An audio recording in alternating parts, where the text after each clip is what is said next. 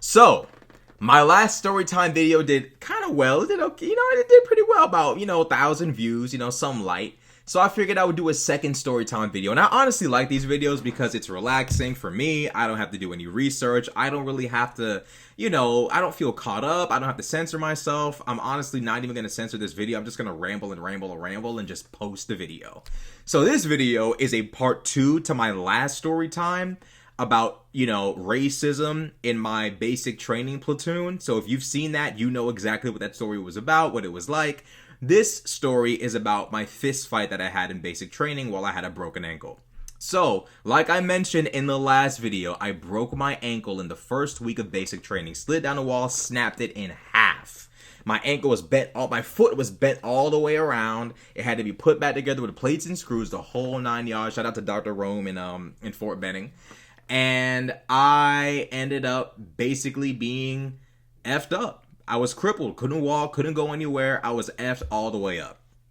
So, I came back to my bay after maybe 4 or 5 days after surgery. They kicked me out of the hospital and sent me back to my platoon, which is insane. I don't know why they did that, but they did. They sent me straight out of the hospital, right back to my bay. I should have went home, and like I said in my last video, I said don't join the Army National Guard, and the reason why you should never, ever, ever in your life, ever join the Army National Guard is that if you get injured, severely injured in basic training, they will fight tooth and nail to make sure you never ever get to come home. They will force you back into basic training. They didn't tell me I had ankylosis. They didn't tell me my ankle was fused together, so I was never going to be able to train effectively the way that I used to before I broke my ankle. Didn't tell me that, but I found out when I managed to finesse my way home.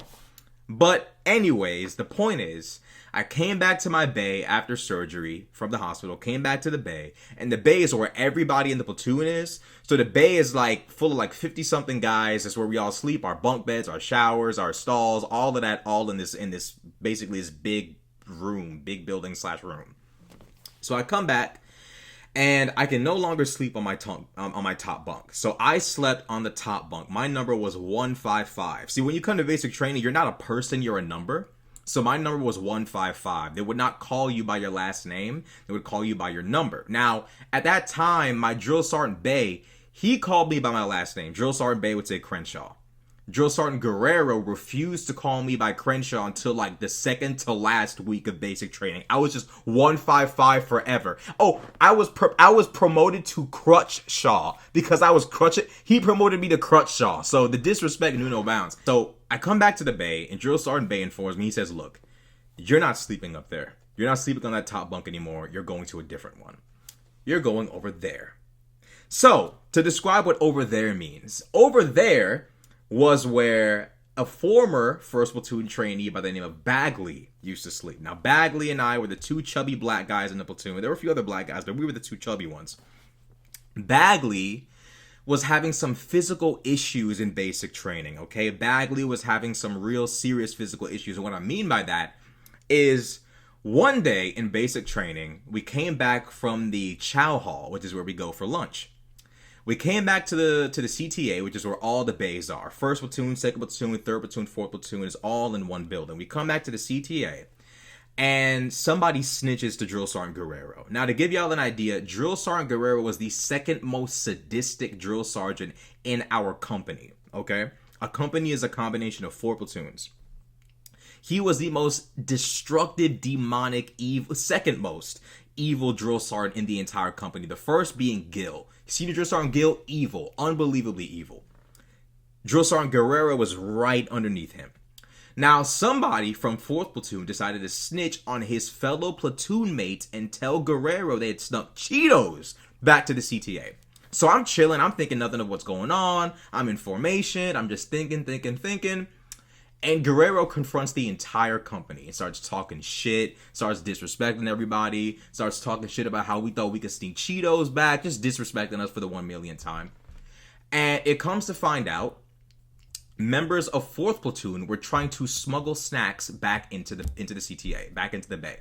Now, I didn't really care. I'm like, look, as long as these niggas don't get caught, it's no big deal, but they had gotten caught. They got caught. Guerrero knew that they had been smuggling snacks back to the CTA. How did he find out? Someone informed him of a Cheeto wrapper in a trash bin. He goes to check, he finds a Cheeto wrapper in the trash bin. 4th Platoon all the way messed it up. The 4th Platoon all the way crashed out. Messed it up for everybody. So what does Drill Sergeant Guerrero come up with? Drill Sergeant Guerrero decides to have us run in these rock pits. Okay, so let me describe the rock pits, y'all. When you are running on a flat and even surface, there is a certain amount of energy you're expending in order to make that distance. So if you run from, say, the beginning of your driveway to your mailbox, right? You might make 4 or 5 strides to get there. If you're running in this thick rock pit, it might take 8 or 9 strides to get to that same mailbox. So he made us get in this big, long, wide rock pit and run, all like 200 something of us, all run from one end of the rock pit to the next. Now, I was fat and chubby, Bagley fat and chubby. I was a bit smaller than Bagley, quite a bit smaller than Bagley, but Bagley was a big guy. He was a little bit buff, but very much fat and chubby. So Bagley and I are particularly tired running in this rock pit. I'm getting tired. It's people shoving folk, stepping over folk, cussing folk out, beating folk, all type of just craziness. We got this one guy from 2nd Platoon, move out the way, get the fuck out. He's crying because we're running in the... He's so mad that we're in the rock pit running. He's like yelling and shoving people and almost causing injuries because he's mad because we're running in the rock pit. It's like, let me tell y'all something who are planning to go to the military. Your drill sergeants are going to fuck with you. If you're going to the Marines, your DIs, Air Force, your instructors, your IT, whatever the fuck they're called. They're going to make your life as miserable as legally possible. Okay? I can tell you, I looked at Guerrero when we were running. Guerrero was smiling. He was laughing. His hands were in his pockets. He was looking up and down and around giggling. It was funny to him. I'm going to keep it 100. When you have a drill sergeant that derives pleasure from the downfall of you and all 200 some of your fellow company mates, bro, ain't nothing you could do. You gotta just take the L. You shoving your fellow platoon mates and company mates, trying to shove them out the way. Move. Like, bro, just run in the rock pit, and when it's done, it's done. But anyways, I'm running in the rock pit, and the reason why people were getting really pissy was because the rock pit was a tiresome exercise. You're running and you're expending like 5 times the energy to cover the same fucking distance because there's so many little fucking pebbles in the pit that it's crazy. So finally the rock pit torture, let's call it what it is. The torture of the rock pit finally comes to an end. I've been breathing harder than I've ever breathed in my entire life. I'm keeled over. I'm huffing and puffing. I feel like all my organs are just gonna crawl out of my mouth. I have never felt this tired in my life. 1st Platoon goes back in the bay. We're all reminiscing about the last like 20 minutes of torture. We're all talking and laughing and joking around. I'm near the bunk bed of DeBold. DeBold was this like 5'6", 5'7" white dude from Ohio, big built, looked like a weird version of John Cena. I used to call him John Cena. And I'm talking to DeBold. I would literally just walk like, yo, John Cena. He would turn around. I'm talking to DeBold, and we're joking around, laughing, talking about some shit. And immediately we hear flesh hit the floor. Man down, man down, man. So I'm thinking like, man down. I guess someone's dead. Like, I mean, I didn't think anybody was going to die, but I didn't really know what to expect ever since I got there. So man down is going off. Everybody in the platoon starts yelling man down. Me and DeBold is looking around like, what the fuck is these niggas talking about? Sure enough, 4 guys pick up Bagley by his limbs and drag him out from the latrine into the main bay.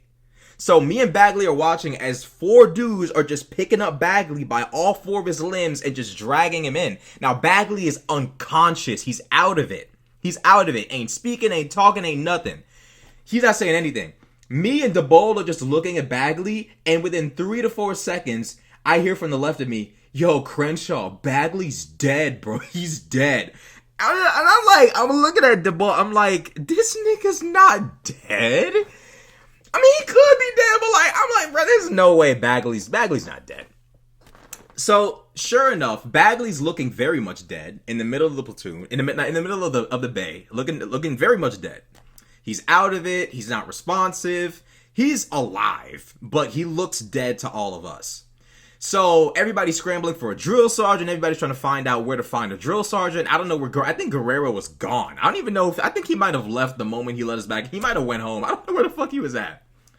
Anyways, I believe either Drill Sergeant Bay or Pogacy comes in and assesses the situation. They take Bagley outside, they resuscitate him, and to give y'all a little bit of clarification on what happens when you pass out in basic training, when you come to the Army, they brief you about how they shove this pipe up your butt if you pass out. So, like, everybody kind of knew with Bagley passing out, he was about to get, like, a thing shoved up his ass. That was like one of the, like that, and to be honest, that was one of the reasons why I was fighting so hard to stay awake after that rock pick. Because I'm like, bruh, I don't mind passing out. It's the fact that they tell you what happens to you when you pass out, to where everybody in the platoon knows that a pipe, like a little like cord or whatever, gets shoved up your ass. I was like, look, I am not under any circumstance going to pass out. I fought my way into consciousness after that rock. I swear to God. Bagley, however, was heavier than me, and I'm willing to bet he had to expend even more energy than I did to cover the same distance. Everyone skinny, fit, fat, we're all using like 10 times the normal amount of energy to cover the same distance. Bagley had to have been expending the most amount of energy. He might have been like the biggest guy in the entire like company. So he's laid out. The people come, they resuscitate him, blah, blah, blah. Now, why is this relevant to the story? So when I came back after breaking my ankle, Bagley had passed out before I broke my ankle. When I came back from breaking my ankle, Bagley apparently had quit. Or either he had quit or he was forced to quit because he had too many medical incidents. Yeah. Bagley had too many medical incidents to continue training, and they forced him to step aside. So Bagley was resting. He slept under this particular guy by the name of B. To make this all make sense, Bagley was forced to basically step aside from training because he had way too many medical incidents. So I ended up taking Bagley's bed, which is right under this guy by the name of Brock. So Brock was a Jewish trainee, kind of skinny, kind of wiry. I think he had been to Israel before, and he was not a really big fan of like Palestinians. I believe he had been to Israel. He'd been around the environment. He'd been exposed to all of that. You know, he had been a part of that. He had seen a part of that, maybe when he was young. Brock was a unusual individual. And I'm going to tell you guys why we ended up getting into a fight. So, near Brock were two other trainees, Alvarado and Applegate. Now, Applegate used to fart like 9 times a day. It was disgusting. I never actually smelled his farts, but I always heard it. And it was always like one of those things where I'm like, yo, like, get me the fuck out of here, please. Alvarado was super disrespectful. He would always say, Crenshaw, you fat bitch, you crippled bitch, you this, you that. He was nice about it, but it was like he was always talking shit, and I would always return the shit talk. But he was definitely he was disrespectful.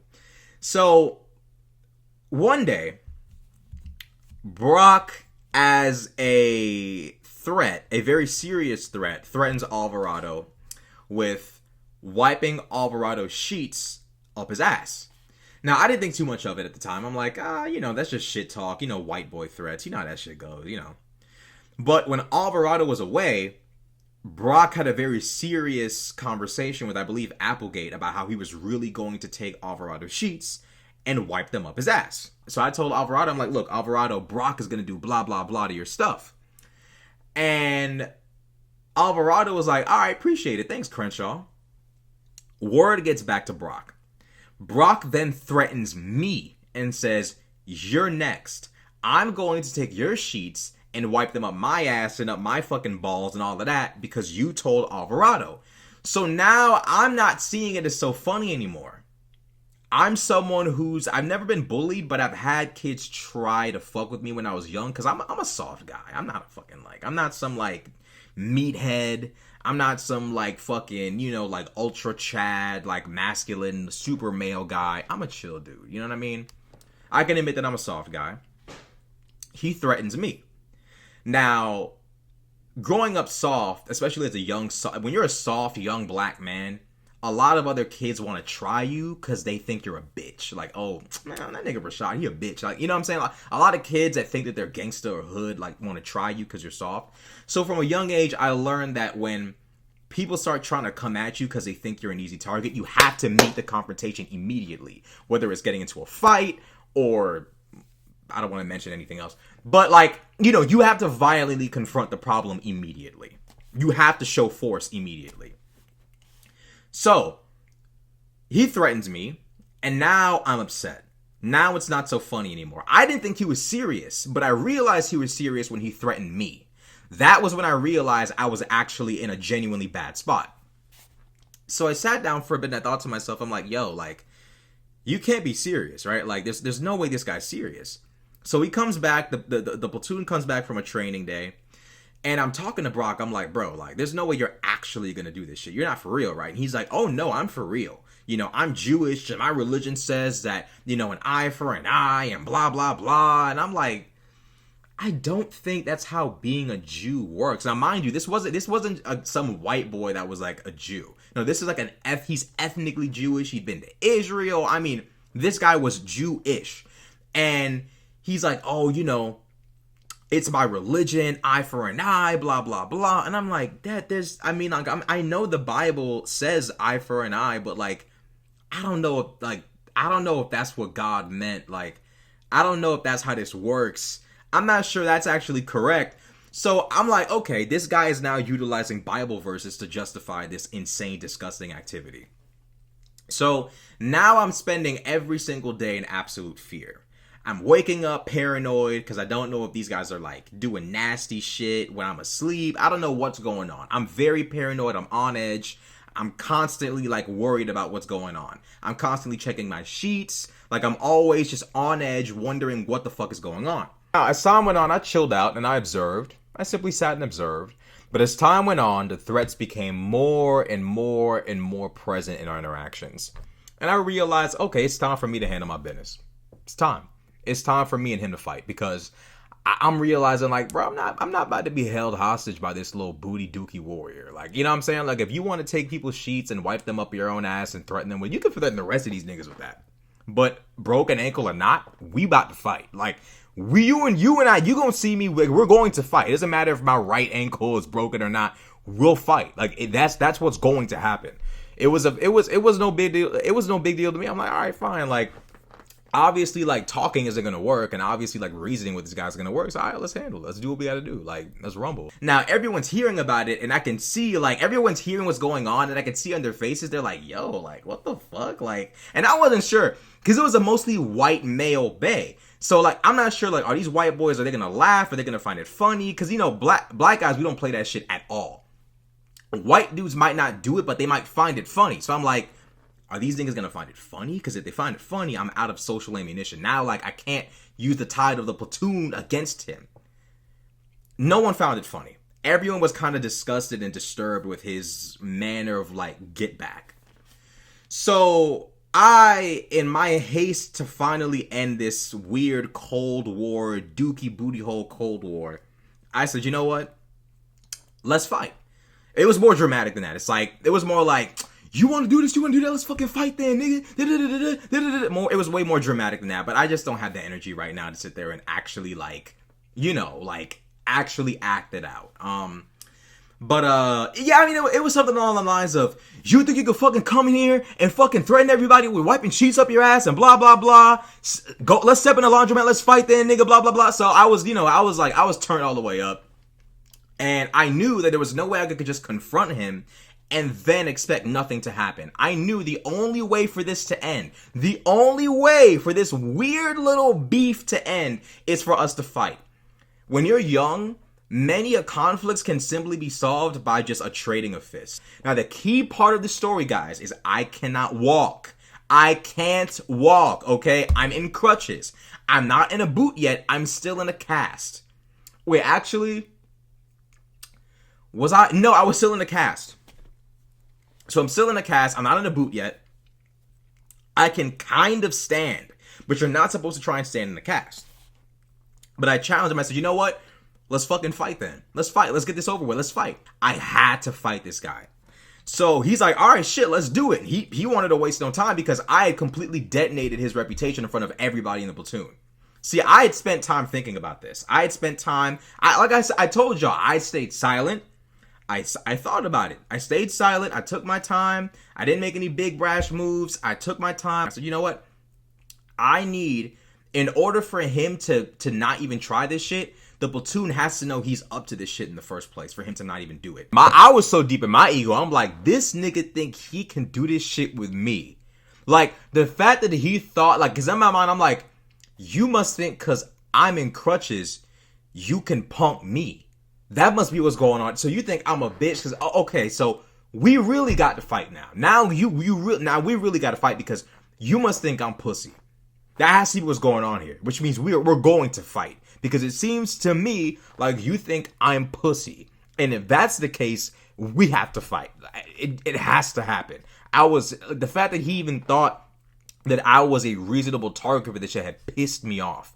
So I'm like, all right, bro, let's go. Like, let's do it. Let's go. So we go to the laundromat. I walk in on the right side. He walks in on the left side. We meet in the middle. Now, our laundromat is like one hallway. You walk in on one end, you come out on the other end. And there's multiple washing machines on one end and dryer machines on the other end. So I go in on one side, he goes in on the other, and a whole bunch of guys in the platoon are standing on the washing machines and the dryer machines just yelling and fucking like throwing insults, like fucking goading us on, trying to instigate, which there was no more need for instigation. We were gonna fight. I put my crutches down, I lay them up against the counter. I square up, he squares up. Apparently he knew this like Jewish martial art called like Krav Maga or some shit. So he's ready. As soon as I engage, he like kneed me in the chest. I didn't feel it, but the force of it pushed me back. So I'm like, all right, cool, shit. It hit me in the jaw, so I was still in the fight. I square back up again, and we just start swinging. No more knees, no more none of that. We're just swinging, and we're just he had a lot better head movement than I did. My right leg is obviously of no use at this particular point in time because I have a cast on, but we're swinging, and I'm like leaning back and swinging at the same time. I catch him with one, he catches me with a really good one. We're swinging, and I think we took like a little break for a second, and then we went back to it again. I don't know who made us take a break, but we took like a 5-second like break or some shit. Then we went back to it. Then, I think I caught him with one. And then he immediately grips me and grabs me and then tries to body slam me. Now, luckily, and look, fellas and ladies, if you're watching this, always make friends. Friends are good. You need friends wherever you go. Always make friends. These two guys I had been talking with, I was pretty cool with, Ridge and Canyon, were there for the fight. And they stopped him from body slamming me. And that ended the fight. So that was it. That was the end. The fight was over, and we pretty much disliked each other pretty heavily for a few days after that. But the platoon, over time didn't give a fuck anymore. It was a cute little story. And I was kind of out of beef. I didn't have any issues with them anymore. Didn't really have to worry. Now, I stopped sleeping on that bunk bed anymore. I stopped sleeping on that bunk bed and started sleeping on the floor. So where I slept was, I went over all the way to Canyon's bunk, which was on the opposite end of the bay, set up shop, took out my sleeping bag or some shit, or I used my duffel bag as a pillow. I can't remember what I used as a blanket or whatever, but I just slept on the floor for a good 2 to 3 weeks. Someone else ended up quitting, so I took his bed. I just could not sleep under Brock anymore, because sure, the beef could have been squashed, but you never know with someone who's that mischievous. You know what I mean? I'm a nice guy. I don't beef with people. I don't bother people. But I wasn't really sure whether we were really out of beef or not. So I was like, let me just keep my distance. I'm gonna sleep on the floor. I'm gonna just keep my distance. So fast forward maybe 2 weeks, there starts to be a growth of this fighting league in our company. So in 4th platoon and 1st platoon, trainees started making bets on fights. So we had a few guys that liked to fight. We had this one guy, but with the last name of why am I forgetting his last name? He was Hispanic. Oh my, he could box. He was from New York. I'm forgetting his name. He was a very like cheesy kind of corny guy, very nervous, very anxious kind of guy, but he could fight. He could box like crazy. He was Hispanic. We had a guy from second platoon who quit the first week of basic by the name of Johnson. He could fight like a mother. Johnson was scary. Johnson put like 20 bruises on this white dude. 20 bruises. Johnson was like a chubby like skinny fat black guy from like, I want to say either like Maryland or some shit, like probably Maryland. He put 20 fucking bruises on this white dude's face. Everyone clowned him for a month after Johnson got through with him. Everybody's like, bro, did you fall downstairs? Did you get hit with a weapon? Oh no, I fought Johnson. I was like, what the fuck? So Johnson was fighting. This Hispanic guy in our platoon was fighting. Cravens was fighting. Oh my god, do I have another story for y'all? Cravens was fighting. A lot of guys in our platoon would fight in the kill zone at night. And I had a phone. So I was like the little journalist there. Like I was a sports journalist that had video evidence of every single fight. And what guys would do is they would come from 4th platoon or any other platoon and sneak into our bay to place bets so they could get their money's worth. People would trade snacks. They would bet snacks. They would bet money. All of that. But yeah, our fight in the laundromat basically opened up like an entire fighting league for like 2 weeks straight. Like literally like 2 weeks straight. For like 2 weeks straight, we had like a fight. I think someone broke their arm. I can't remember who. Somebody dislocated their shoulder or broke their arm and had to go to the hospital. I can't remember who it was or what happened, but somebody, yeah. But long story short, someone's threats to put my sheets in between their fucking ball sack created a massive fighting league in the army. I've decided to make a part 3 tonight, so I'll probably upload the third story that I want to tell y'all. There are many other stories I want to tell y'all, but this particular one I'm going to tell y'all. But anyways, let me know what y'all think about the story in the comment section below. Like, comment, subscribe. I'm out.